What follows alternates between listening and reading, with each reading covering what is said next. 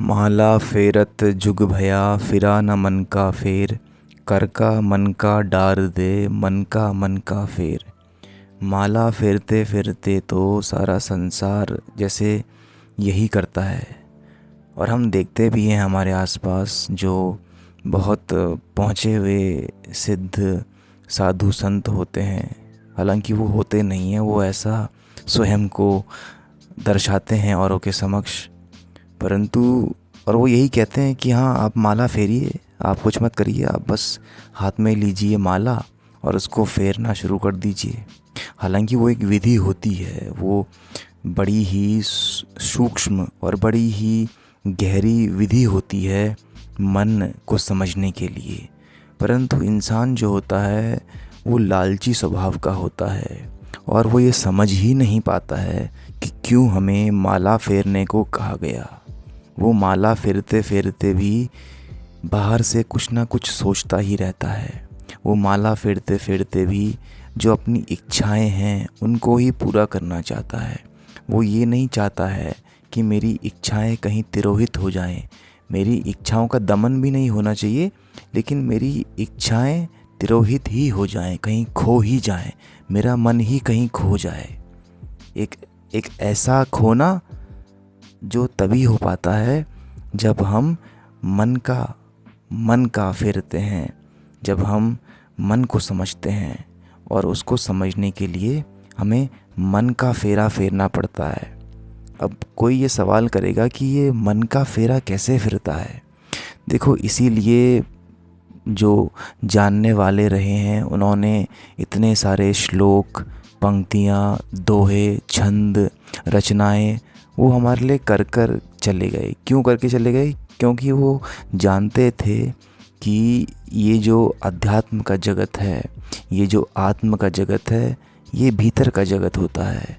बाहर को समझाने के लिए तो हमें किसी की आवश्यकता भी नहीं पड़ती है, हम देख देख कर फिर भी सीख जाते हैं। परंतु जो जगत भीतर का है, जिसमें मन है, इंद्रियां हैं और संयम है और हमारा सब कुछ समझना है, वो सारा खेल हमारे जैसे कि भीतर घटता है। परंतु वहाँ पर कोई हमें मार्ग दिखाने को नहीं होता है। इसीलिए गुरुओं की वाणी होती है, इसीलिए संतों के शब्द होते हैं, और संतों के शब्द जो होते हैं वो सदैव मन को ही चोट करते हैं, मन पे ही उनका प्रहार होता है। क्योंकि संतों ने आपसे ये भी कहा है कि जो तुम्हारी आत्यंतिक सच्चाई है वो मन और बुद्धि नहीं है, वो मन और बुद्धि के पार का भी है। बस हम यह चीज़ देखने को तैयार रहें कि ये मन का ही प्रपंच है, कि मन को समझना जैसे कि आपकी ज़िंदगी बीत जाएगी, परंतु आप फिर भी मन को नहीं समझ पाएंगे।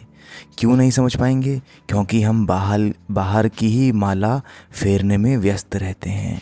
हमें बाहर दिखावटी करना भी लगता है अच्छा। नहीं देखते हैं आप अपने आसपास? अब देखिए, मैं किसी की निंदा नहीं कर रहा हूँ, परंतु जो असली माला फेरने वाला होगा वो कभी दिखावा भी नहीं करता है। वो चाहेगा कि एक कमरे में कोने में बंद होकर के वो अपनी माला फेरता ही रहेगा, और वो हाथ की माला फेरते फेरते कब मन की माला तक पहुँच गया उसे स्वयं भी पता नहीं लगेगा। तभी कहते हैं कर का मन का डार दे। फिर वो आपको डालना नहीं पड़ेगा, ऐसा नहीं है कि आपको अलग से प्रयत्न करना पड़ेगा, जैसे कि वो स्वतः ही हो जाएगा। वो स्वतः ही जो आप बाहर की माला फेरते हैं वो आपके भीतर प्रवेश कर जाएगी। ये यात्रा ऐसी ही है कि हम शुरुआत हमेशा तन से करते हैं और पहुंचते मन तक हैं। तभी कहा गया कि आप इंद्रिय निग्रह कीजिए, कि आप सुबह उठिए, आप नित्य स्नान कीजिए, पाठ पूजा कीजिए। ये सब जितने भी आप रंगारंग कार्यक्रम देखते हैं ये इसीलिए रचे गए होते हैं ताकि हम बाहर के ज़रिए भीतर प्रवेश कर सकें। और भीतर का जगत ही मन का जगत है, और मन का जगत समझने के लिए आवश्यक है कि हम यह देखें कि हम वास्तविक में हैं कौन। और यह देखने के लिए आपको खुद को रोज़ देखना पड़ेगा, सुबह से लेकर शाम तक।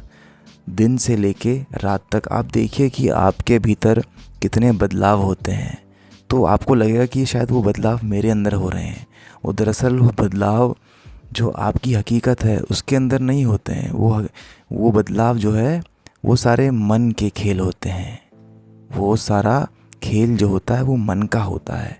परंतु मन को समझना एक ऐसा सुंदर खेल है कि इसमें पूरा जीवन भी बीत जाए तो भी कम है। जानने वाले तो ये भी कह गए हैं कि 7 जन्म भी अगर आपको मिल जाएं तो भी कम पड़ जाते हैं। तो हमें बाहर की माला तो फेरनी है, परंतु भीतर की जो माला है उसमें प्रवेश कर जाना है। और उसी मन से फिर मौन निकलता है। देखिए, मन में और मौन में मात्र औ का अंतर है। जब हमारे मन का हल्ला जो होता है, जब वो बैठ जाता है, तभी मौन घटता है। और मौन घटना ही अति आवश्यक है। मौन घटना एक सूचक है कि अब मन की मृत्यु हो रही है। जो मन का अशुद्ध रूप है उसकी मृत्यु हो रही है, और जो मन का शुद्धतम रूप है वह हमारे समक्ष धीरे धीरे करके प्रकट होता है।